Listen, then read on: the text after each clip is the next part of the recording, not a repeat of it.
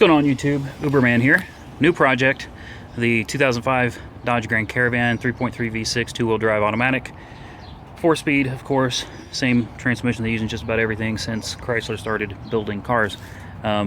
Kidding, modern cars anyway. So, let's see what we got going on down here.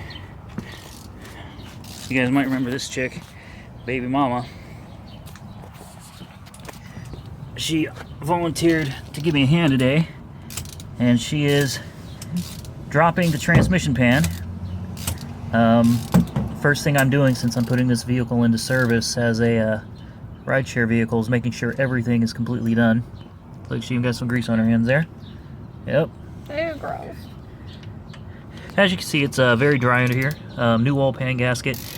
Just put in new oil filter, new drain plug because the old drain plug was completely stripped.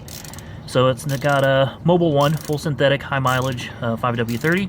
It's got a Bosch extended mileage filter. We're putting in a new transmission filter, pan gasket, and 5 quarts of the good fluid, not just your regular ATF plus 4. This is your Castrol Transmax. This is full synthetic. This is really good stuff. It's only a couple dollars more a quart. Got your AutoZone TF139 transmission filter with pan gasket, which I should have pulled this gasket out already. Get it straightened out because these things love to be bunched up when you're trying to put them on. Just let it sit out for a little bit. We've done a lot of work to this thing today. I've thrown a lot of the old parts away, but I'll go ahead and show you what we've gotten accomplished. Spark plugs, 3 in the front, 3 way back here in the back, and the trick to getting to those, I should have done a video, but this would have been a long video. I've been working on this thing since like 9 o'clock in the morning, and it's like 5 in the evening. Easiest way to do it is to take this hose, pull it off, move it forward. Take this off. There's a screw here, flathead. Screw here, flathead. There's a, it's hard to see, right here. There's a connector. You pull, let's see if I can get it to focus here. There we go. You slide this clip back. I know you can't see it. There's a red clip. Slide it all the way back, push down on the tab, and pull it off like so. I'm not going to go any further. Make sure you push the red tab back in. You'll hear it click. And then this gives you access right here where the throttle body is. There's an open gap. You can actually reach back here and access your ratchet for all 3 plugs in the back. It is not the easiest thing in the world to do, but it's not that bad. While I was underneath it tightening up the oil pan bolts, I noticed there was a coolant bypass hose that the clamp was on the hose, but it wasn't on the water pump, and it had been leaking antifreeze. So I'm glad I found that because the hose was basically just chilling there, waiting to pop off. Topped off the power steering fluid, filled up the washer fluid, made sure the coolant was nice and clean, checked it here, and filled it up over there in the overflow, made sure everything's nice and clean. Checked for leaks. Somebody did a lot of definitely upper end work. I don't know how far they got, but there's new gaskets for the upper plenum. There's new lower intake gaskets down here, new valve cover gaskets, timing chain cover. They told me to put new chain and gears in it. That's definitely been replaced. So I'm just going through it, making sure it's ready to put into service. I don't want to get passengers in and have a breakdown. I put a new air filter in it today. 6 new spark plugs, the proper ones, which are the Champion Double Platinums. It had NGK coppers. Wrong plug for this van. Completely wrong. The one issue I ran into is this is cylinder number 2 right here. I couldn't get the plug out. Messed with it for quite a while, and a lot of times as it would start backing out, it started getting tighter. So this plug has been stripped into the head. So I torqued it back down as tight as I could, and I left it alone. The other 5 have been replaced. Runs great, really does. Runs perfect. These are Bosch. These are the best plug wires I believe that you can buy, in my opinion, are the Bosches. They're $27.99. Spark plugs were like $3.49 or $3.59 a piece. So it's got new plugs, new wires, new air filter, new PCV valve, fresh Mobile 1 full synthetic oil and oil filter. It's getting new transmission fluid, 5 quarts of training fluid, a new transmission filter, and a new pan gasket. Tightened down the bolts on the oil pan just for safety. put a new oil pan drain plug in it. Like I said, the old one was kind of stripped out.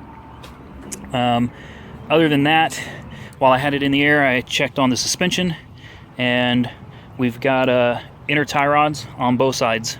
Both sides inner tie rods are loose, so I'm gonna have to order those today. What I'm gonna do is order inner tie rods, outer tie rods, and the rack and pinion bellows that goes with them. It's a total of like 70 bucks, maybe 80 for all of it, and I'll do those myself, and then I'll send her in for an alignment. I'm gonna get a set of new tires.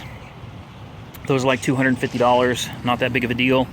It's only sitting like this because I've got it jacked up in the air on the other side. But found out today we've got a broken stud right here, and that sucks.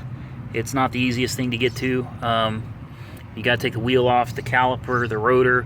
You might be able to beat it out with the hub assembly still attached to the van, but I've also been told that the hub assembly has to come off, which there's only 4 bolts holding it in. And once you get all that stuff taken off, it's not that big of a deal. It's just a pain. But anyway, I'm going to go ahead and take care of that. I've got the stud over here ready to go. I think it's sitting like... The oil pan's ready to come off, but it's not coming off. Right here. There's the spark plugs. Fuel injector cleaner. I'm about to take it to Kansas on a good trip, which will run a tank of gas through it. This is some really good stuff, $13. And got the drill. So with the this is what I use to clean the transmission, the aluminum mating surface of the transmission, and the transmission pan works like a charm. It's got silicone all over it. You spray some carb cleaner to loosen it up, then hit it with a drill, cleans it right up. Look who that is. Oh my goodness.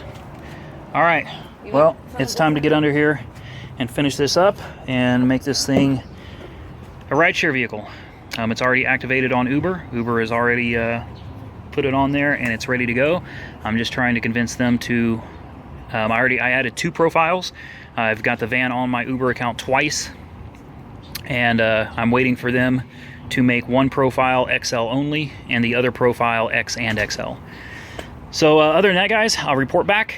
You know, it's a $2,500 van. Yeah, I got to put a little money into it. Nothing major, you know, nothing too bad. Just regular maintenance. I don't mess around on my cars, and I own this one outright. You know, I mean, I love my Kia over there. Believe me, that's a sexy car. It's fun to play with. It's pretty quick. I love it, but you know, I still owe $19,000 on it. This thing right here is paid for, so this right now is top priority. I want to get this thing right and make sure that it turns a good profit and is reliable for myself as well as my passengers. Alright, so obviously this is a separate video that I'm going to be adding to the original one. Here's the transmission pan. It's raining, so we're getting a little bit of moisture in it here. But this is about average. This is what you expect from a normal transmission pan. It looks pretty nasty. It's really not that bad. What you're looking for, there's bubbles in here. That's from drops of rain, since oil and water don't mix. That's fine. What you're looking for when you're dropping your transmission pan are fragments of metal, shards. They're very apparent. You can rub your finger around. You should be able to see them. I mean, chunks of metal. What you're going to find is if you rub your fingers through here, you're going to end up with this sludgy stuff. That's normal. You've got a magnet right here. This magnet is going to be loaded with metal. All of this, that's metal. These are metal fragments from clutch material. This is all metal. And that is normal. There's nothing wrong with that. It's perfectly normal. You can see how it's really cool. Feels cool. Anyway, this transmission should be fine. What I don't recommend is using silicon. And whatever they use on here, this is more than silicon. This is some heavy duty stuff. It took a lot of work to get this pan off. There's absolutely no need in using silicon like that. Just use your regular gasket, guys. And what I recommend you do is change your fluid the first time, replace it with that good stuff, put a new filter in it, and then, you know, drive it a few thousand miles, maybe about the amount for an oil change, 3,000 to 5,000 miles. And go ahead and drop that pan again, replace another 5 quarts, replace that filter, and then you've got 10 quarts of fresh synthetic fluid and a fresh clean filter, and you should be good to go for quite some time. I'll bring you over here and show you the underside so you can get an idea of what you're looking at. Here's the new filter. Climb up under here. Here's the old filter. Be very careful when you're taking this pan off, because I made a huge mess. But there's what it looks like. Filter fits right here. Make sure there's an O-ring. There's an O-ring right here, and this is pretty gross. But the filter sits just like it's sitting here. It goes in exactly like this, straight up. And this O-ring fits right there. And I just dropped it.